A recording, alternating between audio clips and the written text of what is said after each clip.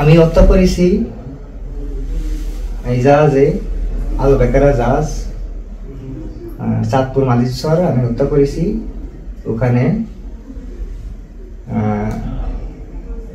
9 জন staff ছিলাম আমরা, আমি বাদে 8 জন।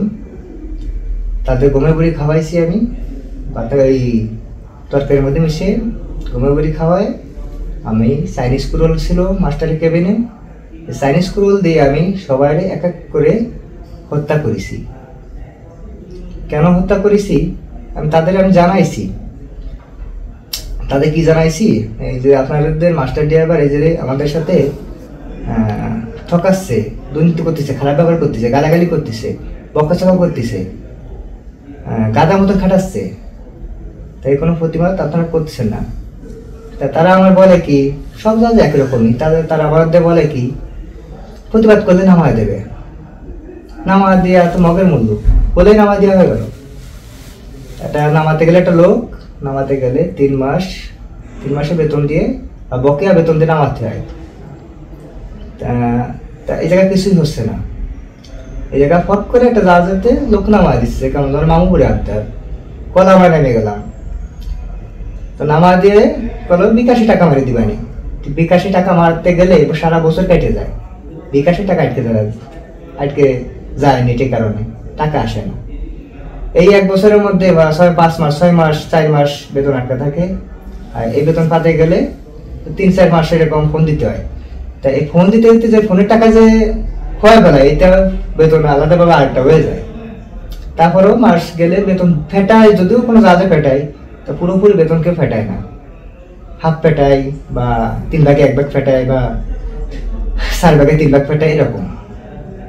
তা আমি 8টা মানুষের ফোন করেছি, তাহলে বাইক চুপ করে 3 জন আহত হয়েছিল। তা 3 জনের মধ্যে 2 জন হসপিটালে যাবে মারা গেছে শুনেছি, আর একজন মনে হয় এখনো বাইসে আছে। তা যদিও সে বাইসে থাকে, তার কাছে আমি একটা জিনিসই বলি, আমি আপনাদের অনেকবার বলেছি, আপনারা শোনেননি কোনো একটা কথা বলতে। আপনারা বইতেছিলেন যদি চাকরি হারায় যায়, আর যদি জীবনে না থাকে তাহলে চাকরি দেখে হবে। আমরা যখন সমুদ্র ফাড়ি দিই তখন তো জাহাজটা ডুবে যায়, মরেও যেতে পারি আমরা, এর তো কোনো গ্যারান্টি নাই। আর মরে গেলে কি হবে, ওই মৃত্যু কামনা করে চলে যাবে, শেষ। তাই ছাড়া তো কিছু না। সে কিছু কিছু মাস্টার, কিছু কিছু ড্রাইভার, কিছু কিছু মালিক, তারা মানে ক্ষমতা পায়, সে ক্ষমতার অপব্যবহার করে। তারা ভাবছে কি তারা ক্ষমতা পাইছে, যা করবো তাই, যা খুশি হবে তাই করেন।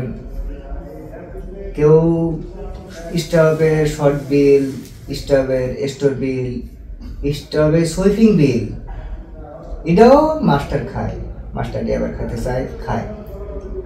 জীবনে কেউ কোনো মেরি জগৎ শুনেছেন যে সুইপিং বিল মাস্টার ড্রাইভার খায়? মেরি জগতে কেউ শুনেছেন যে স্টাফের শর্ট বেতন মাস্টার ড্রাইভার মেরে খায়? শোনেননি। তা এরকম কাহিনী এই জাহাজে হয়েছে, আর সব জাহাজে এরকম কিছু হয়ে যাচ্ছে। তাই কোনো কেউ প্রতিবাদ করে না, আর তাদের ভয় থাকে প্রতিবাদ করতে গেলে তাদের চাকরি হারাতে হবে। চাকরি হারাতে হবে সেটা তো পরের কথা, চাকরি হারাতে হবে এই জন্য কি প্রতিবাদ করা যাবে না? আর যারা চাকরিতে কোনো একটা প্রতিবাদ করতে গেলে, যারা চাকরিতে যারা চলে যায়, যাকে নামা দেওয়া হয়, তাদের বলা হয় বেতন যে সময় দেবে মালিকে তখন ফেটায় দেবো। 1 মাস 2 মাস 3 মাস 5 মাসও ঘুরতে হয়। তা 3 মাস 4 মাস বেতন আটকা থাকে, 5 মাস 6 মাসও বেতন আটকা থাকে অনেক অনেক জাহাজে। তা এই বেতনগুলো যারা বাসায় চলে যায়, এই বেতনগুলো তারা পায় না। ভবিষ্যৎ মনে করেন 100-100-র মধ্যে মনে করেন 20 জন পায়, আর বাকি 80 জনে পায় না। 6-7 মাস ঘুরে তাও পায় না। ফোনের টাকা খোয়া বেলায় ফোন দিতে যেতে দাদা টাকাটা কি পাওয়া যাবে? ফোন দিস না, পরে কথা বলবো, ব্যস্ত আছে, বিজি আছে। টাকা পাবো আমি, কষ্টের টাকা, আমি ফোন দিতে পারবো না, সে ব্যস্ত আছে। এরকম ওজোর দিয়ে ফোন কেটে দেয়। আর এরকম কথা যদি কিছু কিছু মালিককে যদি জানানো হয়, তারা একটা কথা বলে, তোমাদের জাহাজে মাস্টার আছে, ড্রাইভার আছে, তাদের সাথে কথা বলো, আমরা এইসব কিছুর মধ্যে না। তা তাদের সাথেও যদি আমরা কথা বলি, তাদেরও সময় নেই কথা বলার জন্য। আমরা কি মানুষ নাকি জানোয়ার নাকি পশু বলে মনে করে? না, আমাদের কোনো মূল্য নাই, আমাদের জীবনের প্রতি কোনো মূল্য নাই। আমরা যে সমুদ্র ভাড়ি দিই, কতটা রিস্ক নিয়ে ভাড়ি দিই, কোনো সময় কোনো মালিক ড্রাইভার কলম দেখে না, মানে মালিক মালিক কলম দেখে না। বড় বড় সমুদ্র ভাড়ি দিয়ে যাতায়াত করি জীবনে ঝুঁকি নিয়ে। তাহলে কোনো কষ্ট, এই জায়গায় যে কষ্টটা হয়, এই কষ্ট মজুরি কলম হিত হয় না। আমরা বেতন পাই, মাস গেলে খুরাকি 3,000, 3,500, 4,000 টাকাও খুরাকি যায়। তা বেতন পাই আসলে সারা ভাই 10,700 টাকা, এই 10,000, 11,700 টাকা বেতন পাই। তাই এর মধ্যে যদি আমার 4,000 টাকা খুরাকি চলে যায়, আর পকেট খরচ মনে করেন 2,000 টাকায় গেল, তাহলে থাকলো কয় টাকা? 5,000 টাকা থাকে। তাই দিয়ে কি একটা ফ্যামিলি চলে? যদি বলেন আপনারা চলে, তাহলে তো চলে। তা তারপরেও যদি 4 মাস, 5 মাস, 3 মাস যদি বেতন আটকা থাকে, তাহলে তার ফ্যামিলিগুলো কিভাবে বাঁচে? নিজের কথা না বাদে দিলাম, নিজে তো যাদের থাকলে খাতি পাচ্ছে 2 মুঠো, তা যাদের ফ্যামিলি আছে তারা কিভাবে চলে? আমার কথা যদি কোনো জায়গায় কোনো ভুল হয়ে থাকে, যাই হোক, আমি একটা অন্যায় করেছি, একটা অন্যায় করে ফেলেছি, আর সেটাই তো করেছি। তবে কিছু কিছু মাস্টার ড্রাইভার জন্য মেরিন জগৎ খারাপ হয়ে যাচ্ছে, আর কিছু কিছু মালিক মহাজনেরও দোষ আছে এখানে। আর আমাকে যে ইউনিয়ন অফিস আছে, মেরিন জগতে ইউনিয়ন অফিস, তাদের কাছে বিচার দিতে গেলেও তারাও ঘুষ খায়। ঘুষ না খালে তারা বিচার নেয় না। আর ঘুষ খাওয়ার পরেও মেরিন জগতে যে ডিপার্টমেন্ট, ঘুষ খাওয়ার পরেও মালিক মহাজনে পরে বা মাস্টার ডেবে পরে সাপোর্ট নেই। এটাই হয়ে থাকে, আর এটাই হচ্ছে। আমার এটাই ছিল বলার। এই বিষয় নিয়ে আপনারা কিছু বলেন বা কিছু করেন।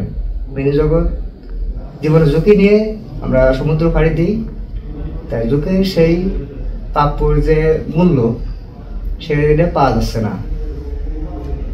এটাই ছিল আমার বলার। ফাঁসি হবে না জেল হবে, এই নিয়ে তো কোনো নাই। তা আল্লাহ যেটা লেখা আছে সেটাই হবে।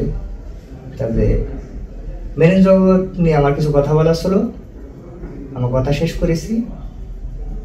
আল্লাহ হাফেজ।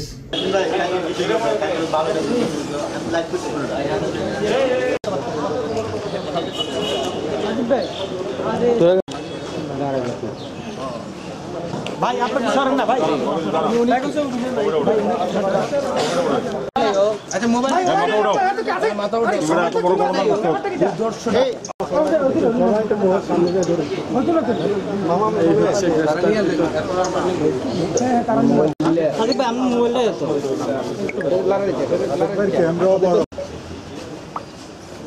ভাই নেওয়া শেষে সজীব তুমি নেওয়া শেষে আমার মাত্র না না সবসময় এই লং মোবাইলটা আমার ডিস্টার্ব হয়। লং মোবাইলটা তার মতো কাম করে আসামি আকাশ মণ্ডল ওরফে ইরফানের দেওয়া তথ্য অনুযায়ী তার মূল ক্ষোভ ছিল মূলত মাস্টারের উপর, এবং মাস্টারের উপর এই ক্ষোভ থেকেই তিনি পূর্ব পরিকল্পনা করে মাস্টারকে হত্যা করে পরবর্তীতে সে পলায়নের পথ বেছে নেওয়ার উদ্দেশ্যে যখন গমন করবে, তখন তার কাছে মনে হয় জাহাজের অন্যান্য সদস্যরা তার ব্যাপারে তথ্য দিলে সে পুনরায় দ্রুত হতে পারে। তো আইন শৃঙ্খলা রক্ষাকারী বাহিনীর নিকট থেকে রক্ষা পাওয়ার জন্য সে ক্রমান্বয়ে জাহাজের অন্যান্য সকল সদস্যকে হত্যার চেষ্টা করে। গত 24 ডিসেম্বর তারিখ রাতে তাকে র্যাব সদর দপ্তরের গোয়েন্দা শাখা র্যাব 11 এবং র্যাব 6 এর আভিযানিক টিম সমন্বিত অভিযানের মাধ্যমে বাগেরহাট জেলা থেকে তাকে গ্রেফতার করা হয়। মূলত বাগেরহাটের মূলগড় হচ্ছে তার নিজস্ব বাড়ি, তবে সে তার নিজের বাড়িতে না থেকে তার একটি আত্মীয়র বাড়িতে অবস্থান গ্রহণ করে। গ্রেফতারকৃত আকাশ মণ্ডল ওরফে ইরফানের দেওয়া তথ্য অনুযায়ী মূলত জাহাজের মাস্টারের উপর ক্ষোভের কারণেই তার উদ্দেশ্য ছিল জাহাজের মাস্টারকে হত্যা করা, এবং এই হত্যাকাণ্ড সংগঠিত করার পর যখন সে বুঝতে পারে অন্যান্য যে ক্রুরা আছে তারা সে পালিয়ে গেলে তার সম্পর্কে তথ্য দিয়ে দিবে, তাই আইন শৃঙ্খলা রক্ষাকারী বাহিনীর হাত থেকে রক্ষা পাওয়ার জন্য সে ক্রমান্বয়ে বাকি সদস্যদেরকে হত্যার চেষ্টা করে।